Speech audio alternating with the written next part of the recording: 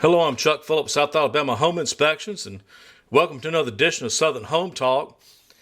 This is actually going to be kind of a follow-up video to one I did several years back that got quite a few views on YouTube, surprisingly, and had some subjective comments put in the thread as well, saying, well, you really don't need to have an externally vented range, and if you put in carbon filters, that will stop the odors, and if you have the right type of filters, it'll also block the grease. You could put in a dehumidifier for the moisture issue. And so I responded back, well, how about the heat? Well, I guess they're still thinking about that one. So anyway, the best thing to do is, if you don't have an externally vented range hood, is to get it externally vented. And that's exactly what's going to happen here. And so at one time, this house had an external vented range hood. You can see where it's blocked off up there. It's got a hole cut where this is. I'm actually going to have to drill that out a little bit bigger. But instead of going through the roof, I'm going to go out the side wall. So I would be drilling a hole. Before I do that, I want to get this out of the way. This is what's going to be on the exterior of the home. You see that flapper in there? That's going to go on the exterior, so that will open up when it's on and close back when it turns off, to keep bugs and stuff from coming in. So let me just move this down below.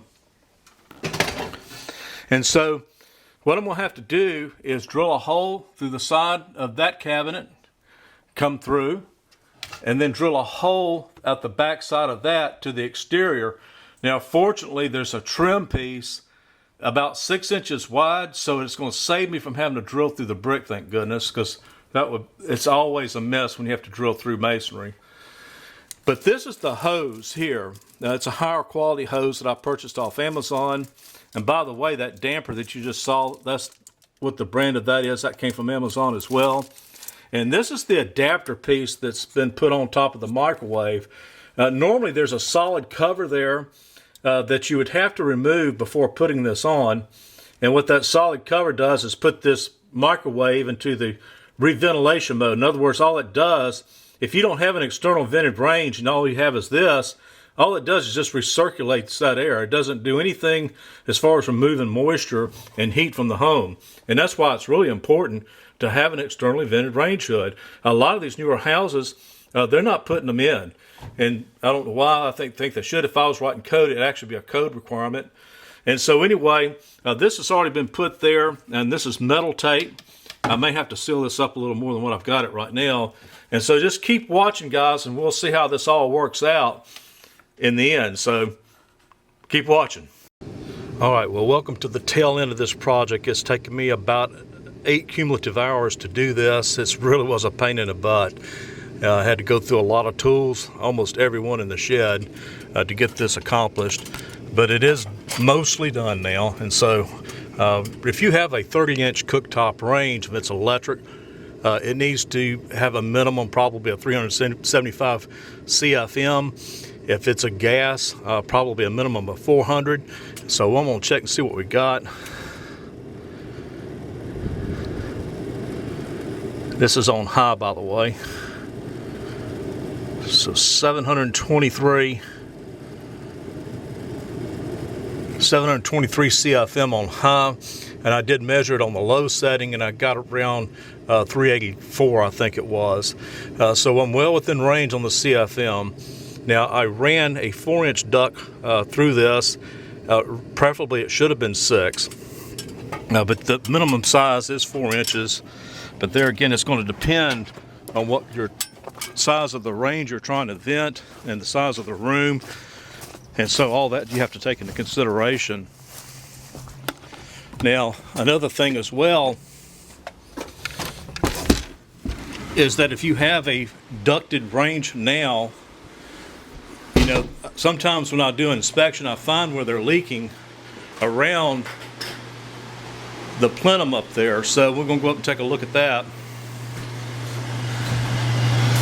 And this is it right there. I got a 4-inch flex duct line that I had to cut multiple holes through the cabinets with.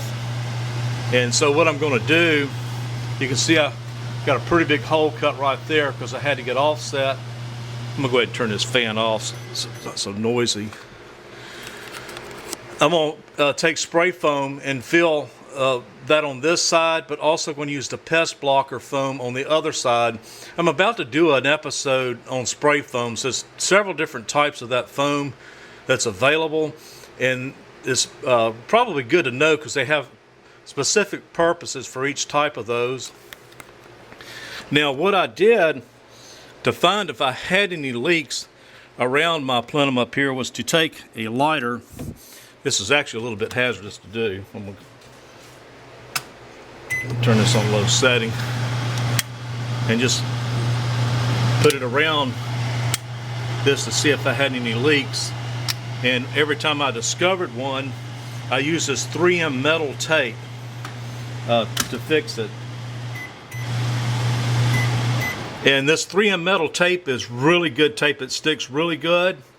It will cut you. You got to be careful with it.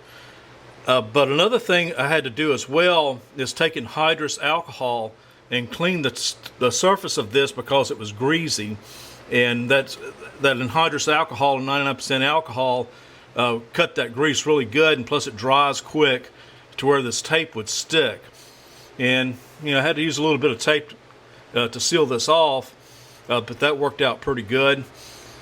Now, if you decide to use a 4-inch, or it doesn't really matter the size, I advise you get the higher quality of these ducts. Now, I got this one off Amazon. I had to pay a little bit more money for it, but it's an insulated duct. I think it's 3-ply, and because I don't want to be having to replace this thing. That's why I went ahead and paid the money up front to get this done the right way. And so now all I have to do is just seal these openings on the outside and the inside. Now, another thing I'm going to do as well is I'm going to put some boric acid in those holes as well. And so that way, if any roaches or any kind of other pest gets in there, they'll track through that and it'll make them toast. So anytime I go to open up any kind of wall cavity, I always dust it with boric acid. This is something you should do, especially down here in the deep south. Now, I think this is pretty much going to cover it. I'm going to put some other information on the Facebook page that's really going to be informative because it's going to tell you the specifications for installing a ducted range hood. I put this in my reports a lot of times, not as a defect, but as a recommendation for the new buyer to install these, because you really should have an externally vented range to exhaust the heat, smoke, odors, and moisture more than anything. And so if you have a leaking ductwork up here above, you say you already have one, well, this could be putting a lot of moisture in your cabinet area and creating mold inside your cabinet. So, I would go up there and check and see if you have any leaks, and this metal tape is a pretty good product to seal it off. Now, I created a huge mess doing this. Sawdust went everywhere. This wasn't fun. And so this is something you're going to find very beneficial, even if you don't do this. I made, I think, what's the best dust collector there could ever be, and that's just using a simple box fan and putting a 20 by 20 by 1 inch filter, just a regular standard air conditioner filter, and taping it with painter's tape all the way around it. That way you can remove the filter. That painter's tape comes off real easy, and it sticks real good too. And so this is what I use to kind of collect a lot of the particles in the air when I was cutting this, making all this sawdust in here. It was a huge mess. I mean, there's nothing like living in a construction site. And that's why if you're having a home built, I would suggest that you reach out to a home inspector, but one that's qualified in building science. Because I'm not saying that builders are bad. They usually do a pretty good job building a house, but there's a lot of science that's involved as well as far as the ventilation of the home. And that's what I get paid to do, is I actually get paid to come out to look at safety issues, and one of the biggest ones I run into is ventilation problems. And so if you're building a new home from the ground up, I would take the time to evaluate the best way, the best scientific way to build that house, because we live in a real challenging area down here, and you have to take all these things in consideration when you build. Thanks for taking the time to watch this. I hope this has been somewhat informative, And if you don't have a ducted range hood, you know, that'd be one of the best things you can do for your house, is to get all this stuff exhausted to the exterior. And another quick note before I leave is that often when I find, especially when I do inspections for investors, I go out and I find that they don't have exhausted range hoods, and usually what happens is the tenants remove the smoke detectors, and so it actually becomes a safety issue too. So thanks for watching, guys, and take care.